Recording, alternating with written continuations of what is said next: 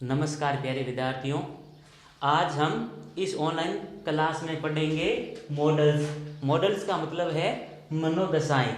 जैसे कि आप जानते हैं कि या तो किसी भी सेंटेंस में हेल्पिंग वर्ब का प्रयोग होता है या फिर उस हेल्पिंग वर्ब के बजाय कोई मॉडल्स दे देता है, तो उसके द्वारा जो सेंटेंस दिया गया है उसकी मनोदशाओं के बारे में ज्ञात होता है। तो आज का जो टॉपिक रहेगा हमारा वो रहेगा मॉडल्स यानी मनोदशाएं। जैसे कि कुछ हम ऐसे सेंटेंस भी देखते हैं जिसमें हेल्पिंग वर्ब का प्रयोग होता है और कुछ ऐसे सेंटेंस भी होते हैं जिसमें हेल्पिंग वर्ब नहीं होती है और उसमें मॉडल दिया जाता है। जैसे कि एग्जाम्पल के तौर पर हम देखते हैं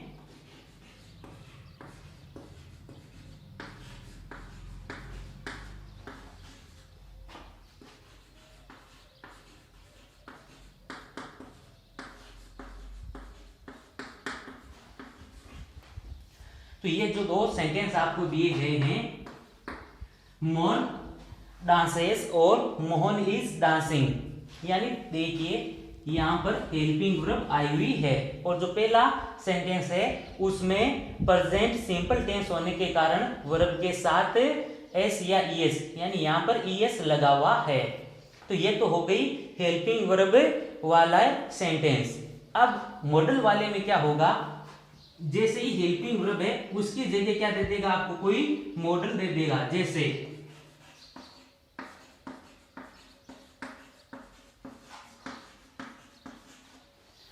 मोहन कैन डांस, तो ये जो सेंटेंस है ये हो गया आपका मॉडल वाला, यानी इसमें मनोदशाएं व्यक्त की जाती है। जैसे मोहन नाच सकता है, मोहन क्या कर सकता है, नाच सकता है, मनोदशाएं दर्शाई जाती है।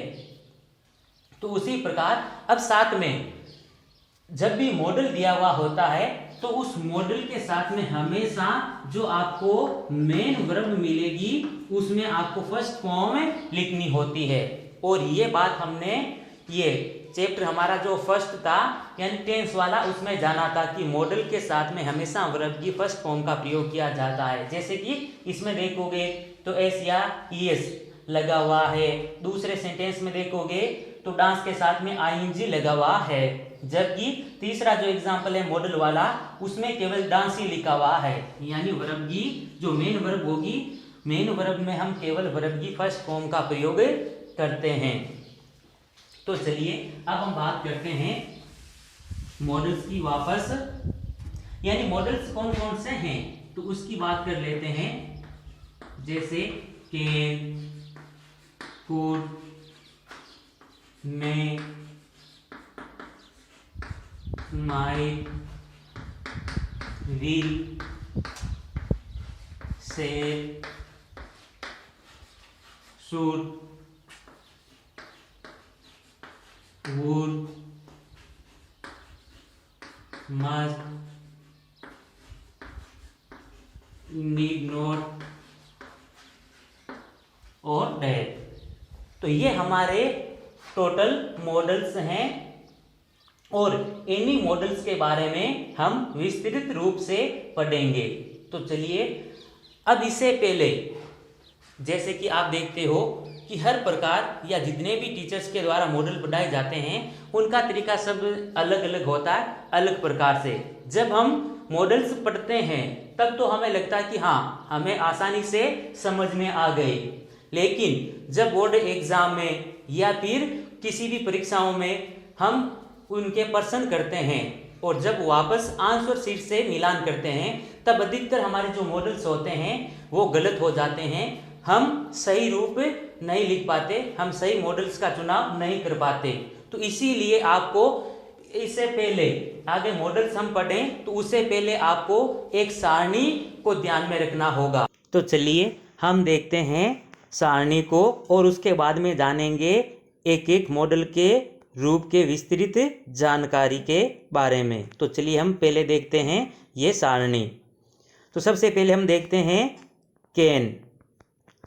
कैन का प्रयोग कब किया जाता है, यानी एबिलिटी योग्यता या कैपेसिटी क्षमता या फिर पावर यानी ताकत या फिर स्किल यानी कौशल, अगर इनमें से किसी भी प्रकार की आपको जानकारी दी जाती है, जैसे किसी की क्षमता हो, योग्यता हो, ताकत या कौशल के बारे में जानकारी हो, तब हम कैन का प्रयोग करते हैं। अब उसके साथ में आपको और भी बातें ध्यान में रखनी है कि कैन का प्रयोग एक सामान्य अनुमति देने या लेने के लिए भी कैन का प्रयोग किया जाता है। किसी भी प्रकार की अगर हम अनुमति, एक सामान्य अनुमति दे रहे हैं या एक सामान्य अनुमति हम ले रहे हैं, तब भी कैन का प्रयोग होता है। तो चलिए, ये तो बात हुई कैन की। अब कर लेते हैं कुड की। जैसे कि आप देख रहे हो कि कुड के जो पास्ट एबिलिटी यानी भूतकालीन योग्यता, पास्ट कैपेसिटी भूतकालीन क्षमता, और पास्ट पावर यानी कोई भूतकालीन ताकत के बारे में अगर आपको जानकारी दी जा रही है, तब हम कुड का प्रयोग करते हैं। या उसके साथ में स्किल या फिर पोलाइट रिक्वेस्ट यानी विनम्र निवेदन अगर होता है, तब भी हम कुड का प्रयोग करते हैं। और उसके साथ में अगर किसी भी प्रकार की कोई फैक्चुअल पॉसिबिलिटीज़ यानी कोई वास्तविक संभावना जैसे दर्शाई जाती है, वो कुड के द्वारा दर्शाई जाती है।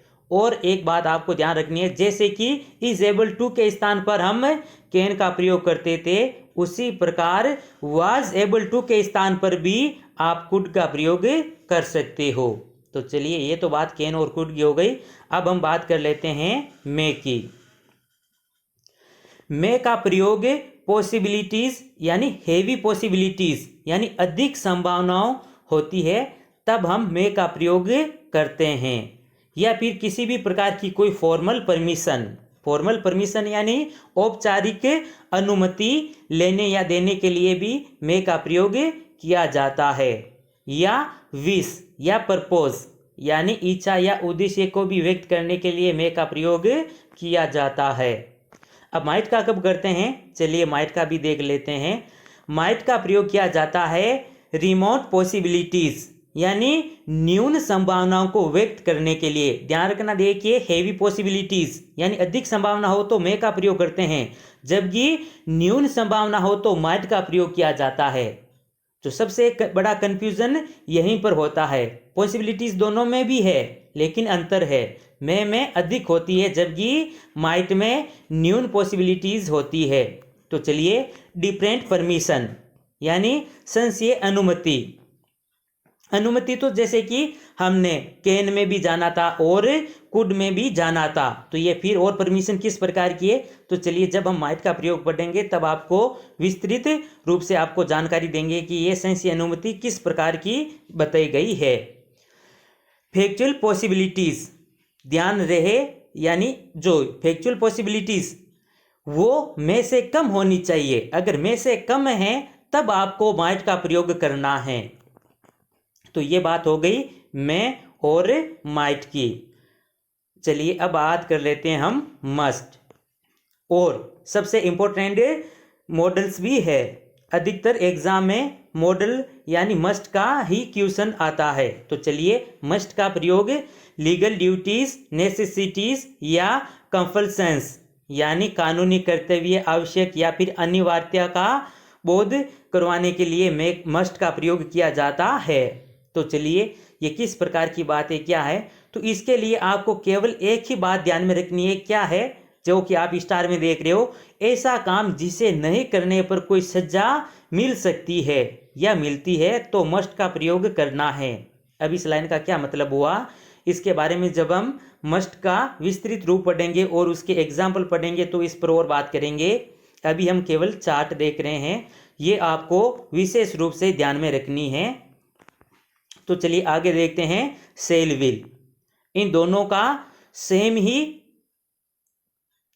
ही यूज होता है, केवल अब सेल का कब होता है और विल का कब होता है वो बात ध्यान में रखनी है। जैसे कि सेल विल का प्रयोग कब होता है वो बात देख कीजिए पहले आप। प्रोमिस यानी अगर किसी भी प्रकार का कोई वादा, इंटेंशंस इरादा, थ्रेट धमकी, वार्निंग चेतावनी या कमांड यानी आदेश, इनको व्यक्त करने के लिए सेल या विल का प्रयोग किया जाता है। यानी सेल और मैं माफी चाहूँगा, यहाँ पर जो आप विल यानी आपको ये मिसप्रिंट होने के कारण थोड़ा इसमें सुधार करना है। व्हील, जैसे कि आप जानते भी हो WILL होना चाहिए था, लेकिन ये मिस प्रिंट होने के कारण यहाँ पर ही आया हुआ है। तो चलिए आगे बात करते हैं। यहाँ पर व्हील है, तो देखिए सेल और व्हील की बात कर रहे थे हम। आई और वी के साथ में विल का प्रयोग होता है। ध्यान रखना, सेल विल ये क्या है, हेल्पिंग वर्ब भी है, फ्यूचर टेंस में प्रयोग होती है।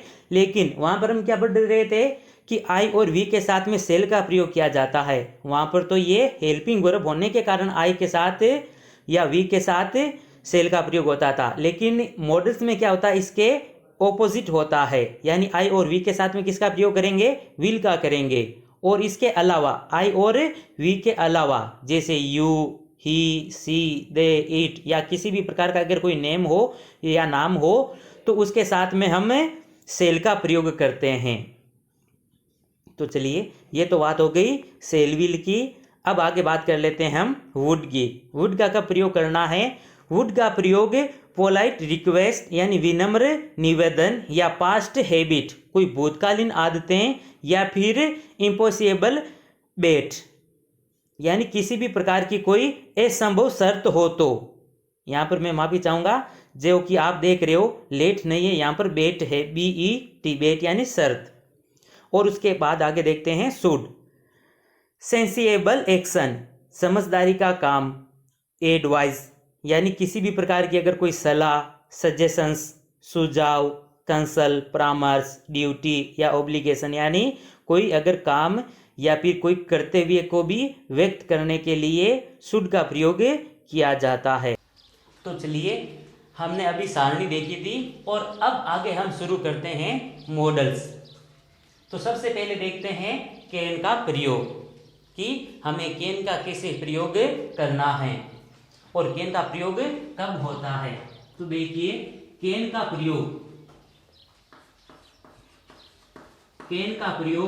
प्रेजेंट टेंस में होता है। कैन का प्रयोग कब होता है, प्रेजेंट टेंस में होता है। पहली बात, प्रेजेंट टेंस में हम कैन का प्रयोग करते हैं। दूसरी बात, इज एबल टू यानी इज एबल टू के स्थान पर हम कैन का प्रयोग कर सकते हैं। अगर किसी भी सेंटेंस में आपको इज एबल टू दिया हुआ है तो इज एबल को हटा करके आप कैन का प्रयोग भी कर सकते हैं। अब उसके साथ जैसे कि हमने ये सारणी में भी देखा था कि कैन का प्रयोग किन किन कंडीशन में होता है। तो देखिए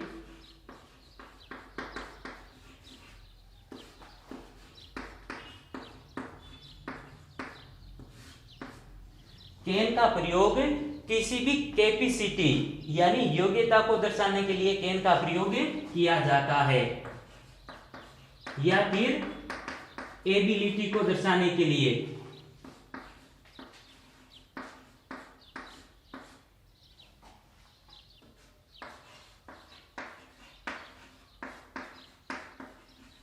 या फिर पावर, ताकत को दर्शाने के लिए कैन का प्रयोग किया जाता है।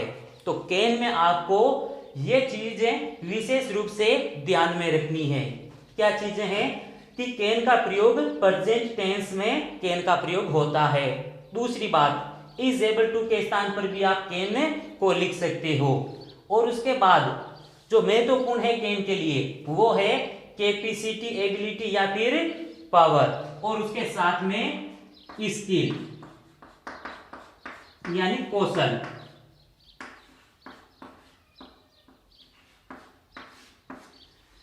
इन चारों को व्यक्त करने के लिए कैन का प्रयोग किया जाता है।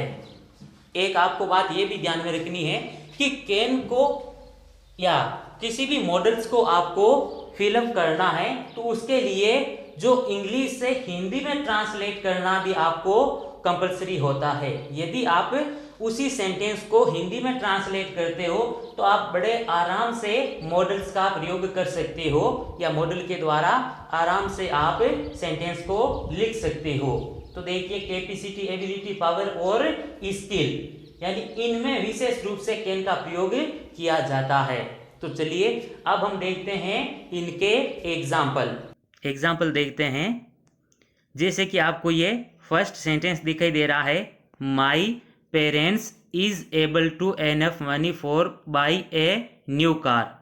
इसमें देखिए इज एबल टू आया हुआ है, जैसे ही ये इज एबल टू है तो इसके स्थान पर हम क्या लिख सकते हैं, कैन, जैसे कि हमने अभी जाना था।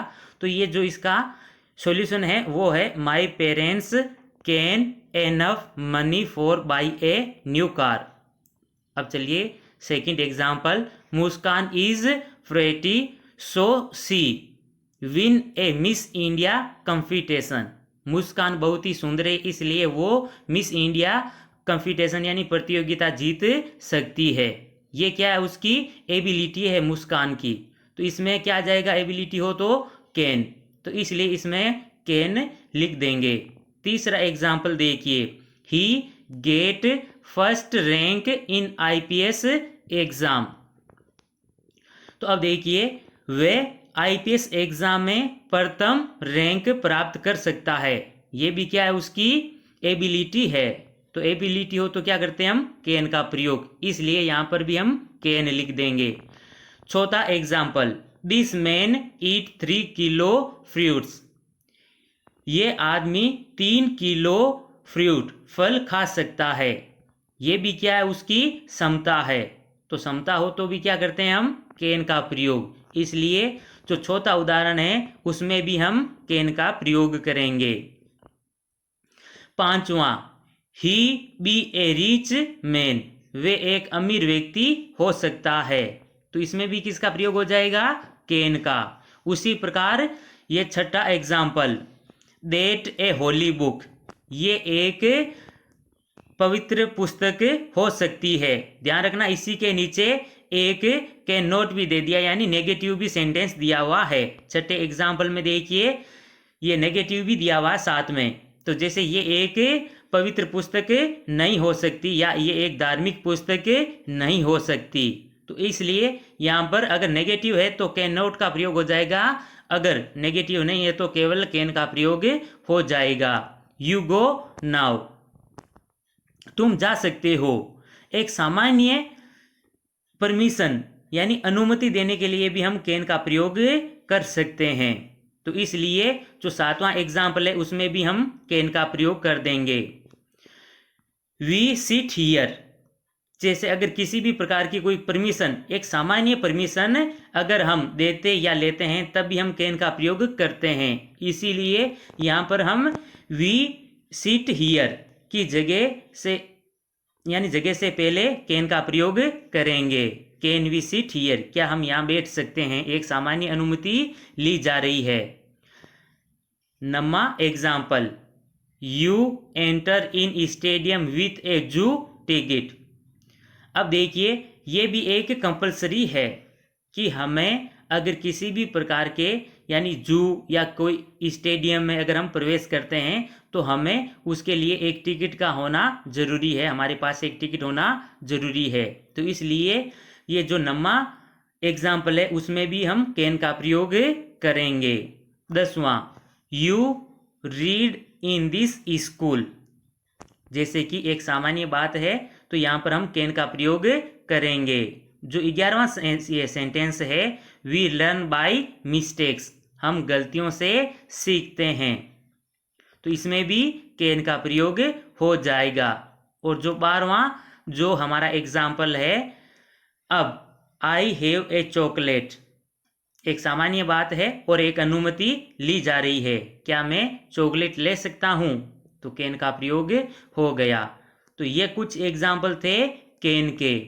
और अब जो कैन का मॉडल, ये कैन का जो प्रयोग है यानी ये जो कैन मॉडल है वो अब आपको अच्छे से समझ में आ गया होगा।